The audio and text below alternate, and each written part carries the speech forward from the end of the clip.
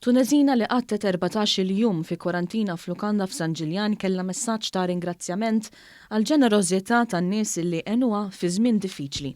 Alla ħares ma kienx li jiġifieri il-manager u mhix waħdi l-lukanda kważi memlija. Il-manager kien jgħinni u jgħin il-kulħadd.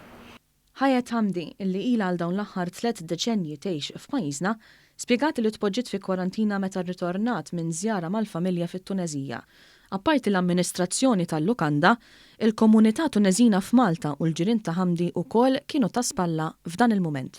Ningrazzi lill-Maltin, ningrazzi l-Ambaxxata Tunizija, ningrazzi l-ġirieni li fl-aħħar wara 10 ijiem bdew jabgħatu li l-ilma, ġobon, ton.